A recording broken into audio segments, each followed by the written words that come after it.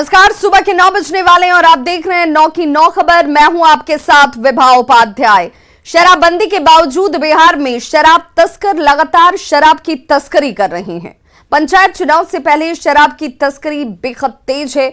हालांकि प्रशासन की चुस्ती से शराब तस्करों पर शिकंजा कसा जा रहा है, लेकिन जो तस्वीर इस वक्त आपके सामने है, ये छपरा से सामने आई, जहां पर उत्पाद विभाग ने दूध के कंटेनर से 10 लाख की विदेशी शराब को बरामद किया है।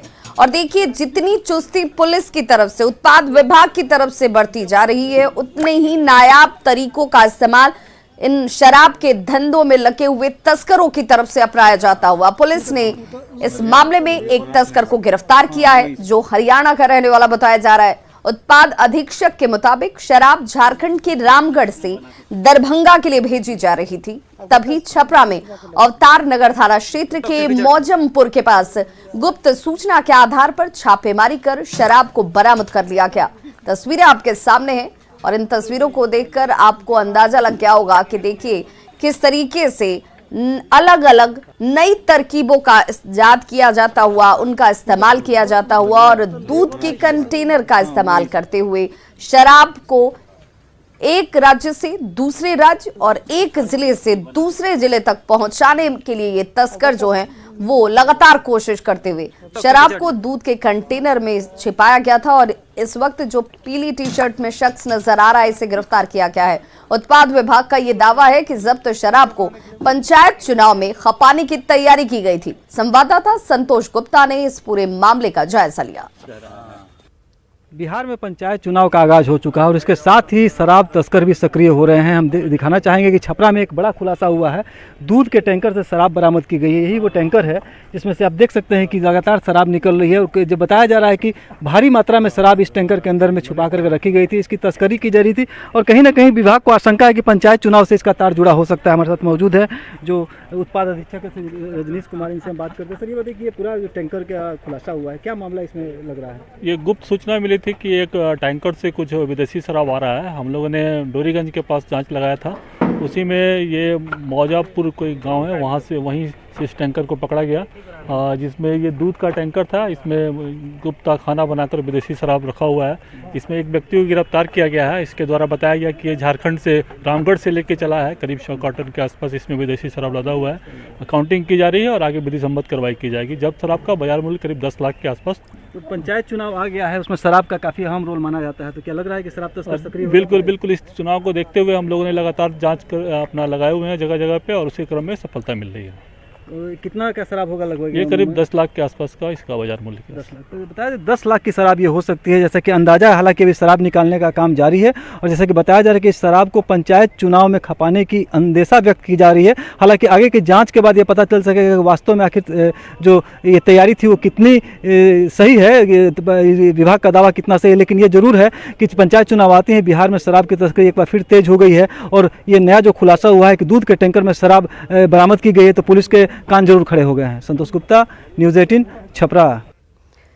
नवादा के रजौली में 5 महीने से ज्यादा वक्त पहले पकड़े गए कंटेनर से भारी मात्रा में विदेशी शराब जब्त की गई है। 16 मार्च को सेल टैक्स विभाग ने चेक पोस्ट पर कंटेनर को रोका था, लेकिन इस दौरान ड्राइवर और खलासी भागने में सफल रहे। अधिकारियों को शक हुआ और जिसके बाद कंटेनर में तलाशी ली गई और शराब बरामद की गई। कंटेनर पूरी तरह से सील था और उसे बगैर कानूनी प्रक्रिया के तोड़ा नहीं जा सकता था, जिसके बाद सेल टैक्स विभाग ने कंटेनर को मालिक को नोटिस भेजकर बुलाया।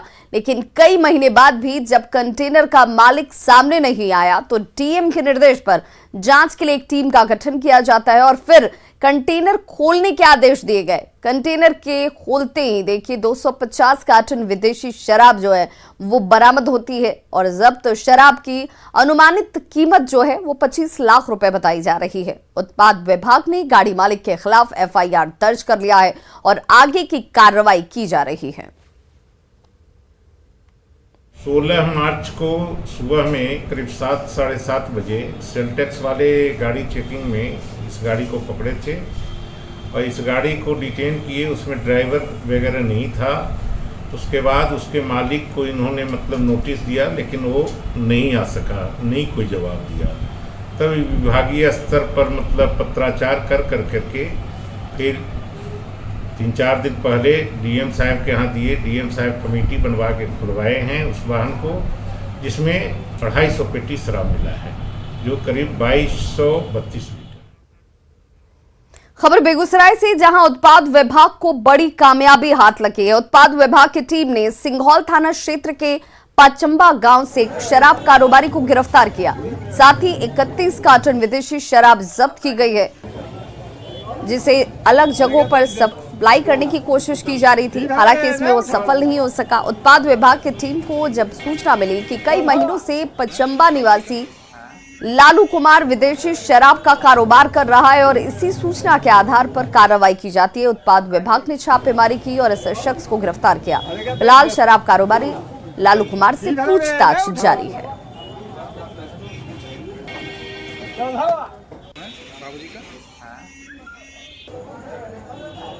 दरभंगा पुलिस ने एक फर्जी पुलिसकर्मी को गिरफ्तार किया है। ये फर्जी पुलिसकर्मी संजय यादव शराब के नशे में लोगों पर धौंस जमा रहा था। साथ ही उसने अपनी बाइक पर फर्जी पुलिस का नेम प्लेट भी लगा रखा था। पुलिस ने बाइक की डिक्की से शराब की बोतल को बरामद किया है। दरअसल गंगवार पावर ग्रिड के पास एक बाइक सवार शंभूनाथ झा अपनी पत्नी और बच्चे के साथ अपने घर कबीरचक जा रहे थे और तभी फर्जी पुलिसकर्मी ने इन्हें रोका। बाइक के कागजात और ड्राइविंग लाइसेंस दिखाने की मांग की जाती है, जिसे लेकर दोनों के बीच थोड़ी देर तक नोकझोंक भी हुई। आरोपी ने बाइक सवार को थप्पड़ भी जड़ दिया।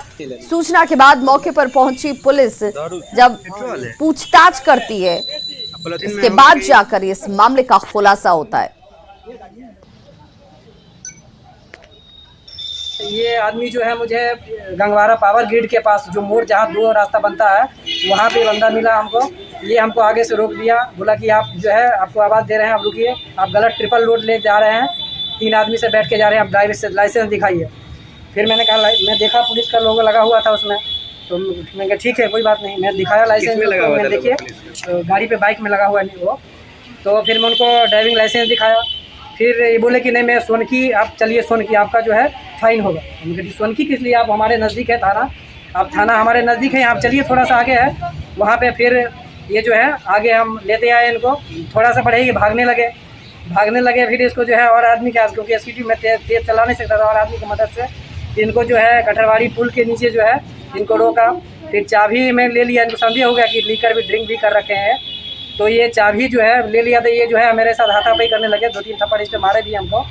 तो फिर मैं देखा कि अभी ये मारपीट करने लगेगा बंदा, मेरे परिवार था मेरे साथ में, तो मैं फिर दे दिया इसको चाबी।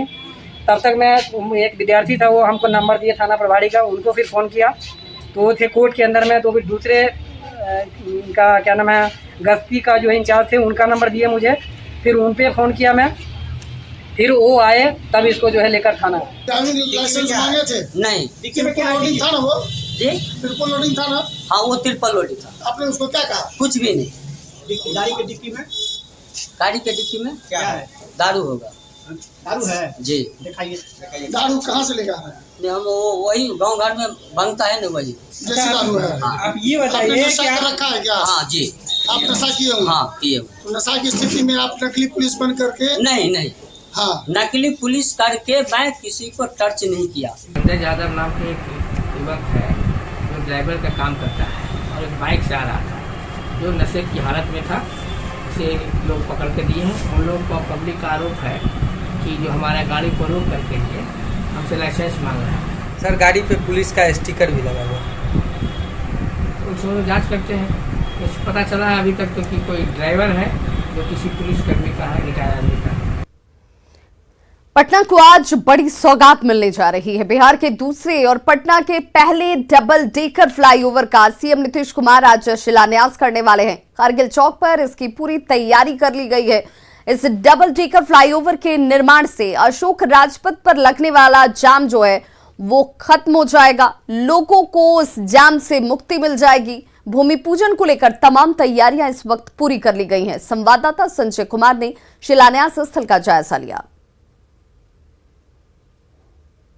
दिन आज बेहद खास है। आज राजधानी के पहले और बिहार के दूसरे डबल डेकर फ्लाईओवर का शिलान्यास कार्यक्रम है और यही वो डबल डेकर फ्लाईओवर होगा जिसको हम आपको तस्वीरों के माध्यम से दिखा रहे हैं और मुख्यमंत्री नीतीश कुमार इसका शिलान्यास करेंगे। पिछले कई सालों से यह लंबी मांग थी। दरअसल अशोक राजपथ पर कारगिल चौक से साइंस कॉलेज तक भीषण जाम की समस्या बनी रहती थी, लेकिन आज शिलान्यास के बाद जैसे ही काम शुरू हो जाएगा यह जाम की समस्या जो है धीरे धीरे दूर हो जाएगी। देखिए ये डबल डेकर फ्लाईओवर है और कितना बेहद इसको खूबसूरत बनाने की कोशिश की गई है। दोनों तरफ से अलग अलग लेन में गाड़ियों के आने जाने का जो क्रम है उसको कितना खूबसूरती है उसको दिखाया गया है। और निश्चित तौर पर जब ये 3 साल में बनकर तैयार होगा तो कहीं ना कहीं जो लोग लंबे अरसे से जाम की समस्या से जूझ रहे थे वो अब धीरे धीरे दूर होता जाएगा। ये जो डबल डेकर फ्लाईओवर का निर्माण किया जाना है ठीक कारगिल चौक से, यहाँ इस वक्त हम कारगिल चौक पर खड़े हैं और इसी कारगिल चौक से इसकी शुरुआत होनी है। आज यहाँ पर शिलान्यास कार्यक्रम को लेकर तैयारियाँ जो है वो की गई है और यहाँ से पूरब की तरफ ये जो फ्लाईओवर है वो बढ़ता जाएगा साइंस कॉलेज तक। और पथ निर्माण विभाग के जो अधिकारी हैं उन्होंने इस बात की जानकारी दी है कि अशोक राजपथ पर कारगिल चौक से पीएमसीएच होकर साइंस कॉलेज तक डबल डेकर फ्लाईओवर का ये निर्माण होना है। तस्वीरों में देख सकते हैं आप, पुरोहित जो है वो पहुंच गए हैं और पारंपरिक तरीके से धार्मिक अनुष्ठान के माध्यम से मुख्यमंत्री नीतीश कुमार इसका शिलान्यास करेंगे और तमाम जो दूसरे गणमान्य लोग हैं, उप मुख्यमंत्री तारकिशोर प्रसाद और रेणु देवी, उप मुख्यमंत्री, पथ निर्माण मंत्री नितिन नवीन, तमाम जो लोग हैं वो इस शिलान्यास समारोह में शामिल होंगे। और निश्चित तौर पर आज एक अनोखी सौगात पटना के लोगों को सरकार की तरफ से मिल रही है। उम्मीद की जानी चाहिए कि जो लक्ष्य निर्धारित किया गया है कि 3 साल में इसे पूरा कर लिया जाना है, समय पर पूरा होगा और राजधानी वासी जाम की एक भीषण समस्या से निजात पा सकेंगे। कैमरा पर्सन मनीष जुनेजा के साथ संजय कुमार, न्यूज़ 18 पटना। पटना में शुक्रवार देर रात आईजीएमएस के गार्ड्स नेता प्रतिपक्ष तेजस्वी यादव से उनके आवास पर जाकर मुलाकात करते नजर आए। सभी गार्ड्स ने तेजस्वी से वेतन की गुहार लगाई है। आईजीआईएमएस के गार्ड एजेंसी के जरिए कॉन्ट्रैक्ट पर बहाल किए गए हैं और इनके मुताबिक 4 महीने से इन्हें वेतन का भुगतान नहीं किया गया। ये लोग इस वक्त परेशानी में। संस्थान के डायरेक्टर से बात करने पर भी अब तक कोई इसका समाधान नहीं निकाला गया। तेजस्वी यादव ने सभी को मामला सुलझाने का भरोसा दिया है।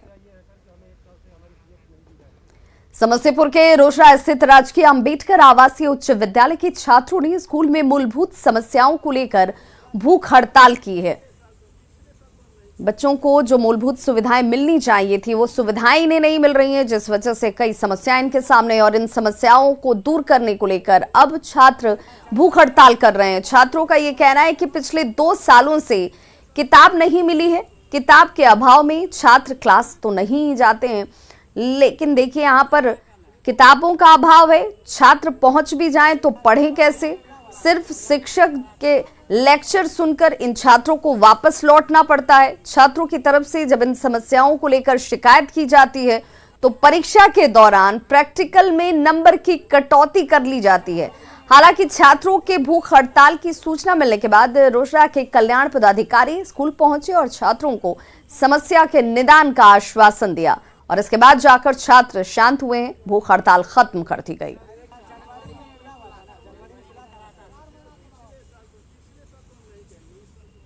2 साल से हम सबको मतलब खाने का सिर्फ साधन है और रहने का, जैसे कॉपी किताब जो हम सबको पोशाक वोशाक मिलता है, महीने मंथली मिलता था हम सबको, मतलब दवा के लिए तेल साबुन के लिए मिलता था 260 रुपये, वो भी हम सबको 2 साल से नहीं मिला है।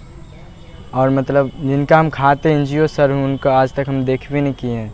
उनका सिर्फ खाना खाते हैं, मतलब इतना ही जानते हैं उनका खाना खा रहे हैं। आज तक यहाँ ना स्कूल पे आए हैं ना उनका नाम जानते हैं, बस इतना। और मतलब पढ़ाई करने के लिए जाते हैं तो बस मतलब कॉपी किताब तो है भी नहीं किया हम सब के पास, कॉपी किताब मिल भी नहीं किया है, 2 साल से नहीं मिला है। और बस क्लास जाते हैं तो क्लास में सर से मतलब लेक्चर दे देते हैं और चल जाते हैं, इतना ही बस। और उसके बाद क्लास लगता है, एक ही सर जाते हैं पढ़ा के चल आते हैं, हम सब भी चल आते। क्या करते हैं सर को बोलते समस्या तो वो बोलते हैं हम सब के हाथ में कुछ है भी नहीं किया। गोपालगंज जिला मुख्यालय से कुछ ही दूरी पर स्थित बीपीएस कॉलेज अपनी बदहाली पर आंसू बहा रहा है। दरअसल इस कॉलेज में बुनियादी सुविधाओं का घोर अभाव है, जिससे उच्च शिक्षा की पढ़ाई करने वाले छात्रों को सुविधाओं के अभाव में मायूसी मिलती है। कॉलेज के हालात का जायजा लिया संवाददाता मुकेश कुमार ने। गोपालगंज में 4 कॉलेज हैं, जिसमें 2 कॉलेज जिला मुख्यालय में है, एक हथवार मंडल में है और जबकि एक ब्लॉक में है। अभी हम भोरे प्रखंड के पीपीएस कॉलेज में हैं और यहाँ पर ये किसी प्रखंड में ये इकलौता कॉलेज है जहाँ पर कि उच्च शिक्षा के लिए बच्चों की पढ़ाई होती है।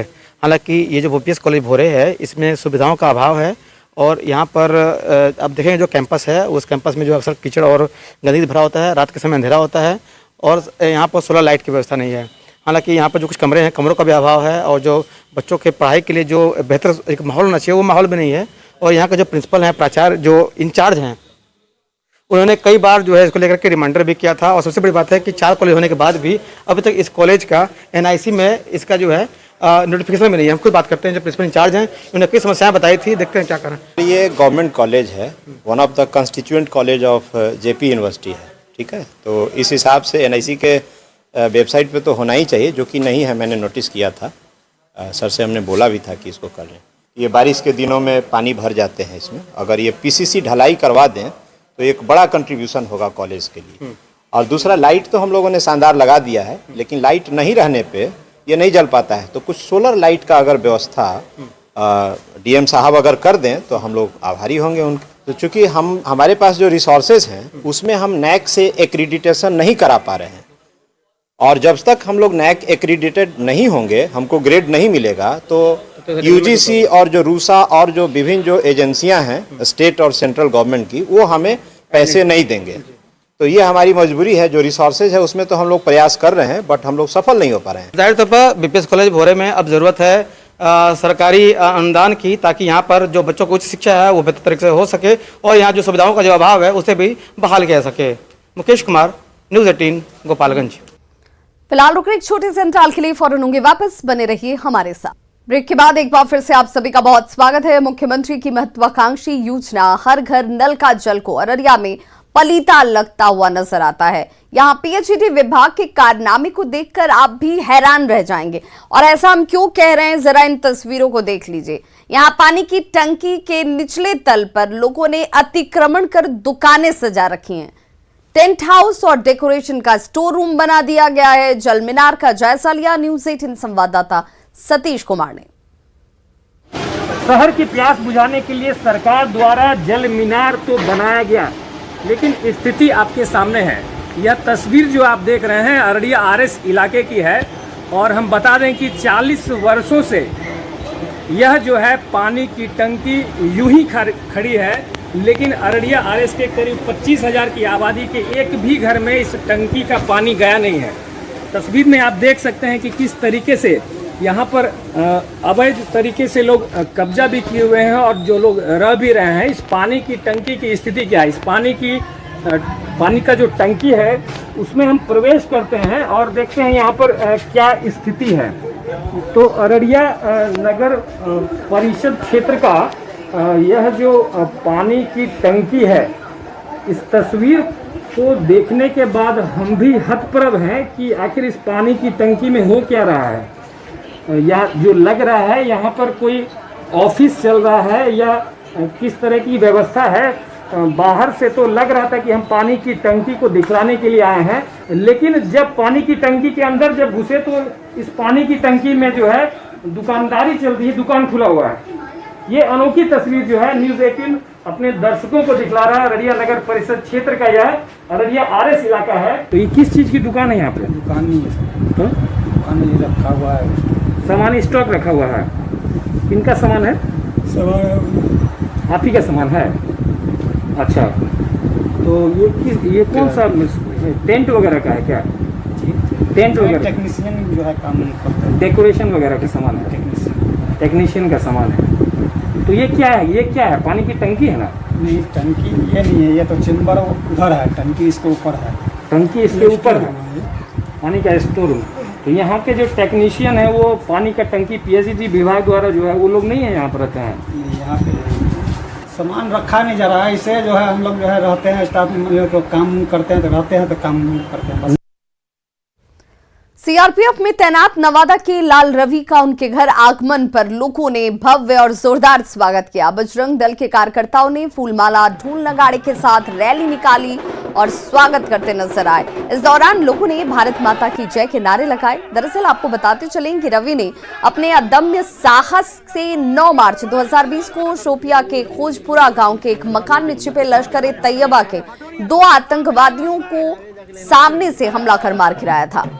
रवि कुमार को उनके इस शौर्यपूर्ण कारनामे के लिए सम्मानित भी किया गया। रवि ने युवाओं से आगे बढ़कर देश सेवा करने की अपील भी की। कांस्टेबल जीडी रवि कुमार, जो कि मैं 12 में भर्ती हुआ था और मैं नवादा प्रसाद बिगा का निवासी हूं। पिता सुरेश प्रसाद, जो कि मैं श्रीनगर सोफिया में अभी पोस्टेड हूं। 9/3/2020 खोजपुरा इनकाउंटर PS जैनापुरा में पड़ता है। हमें गुप्त सूचना के आधार पर हमें इन्फॉर्मेशन मिला था कि यहाँ 2 मिलिटेंट छुपा हुआ है। हमने बहुत ही कीप साइलेंटी से वहाँ पे गया और इस 4 से 5 घंटे ऑपरेशन चला और इसमें मैंने बिना कैजुअलिटी का हमने कामयाबी हासिल की। तो खबरों का सिलसिला लगातार जारी है। आप देखते रहिए न्यूज़ 18 बिहार झारखंड।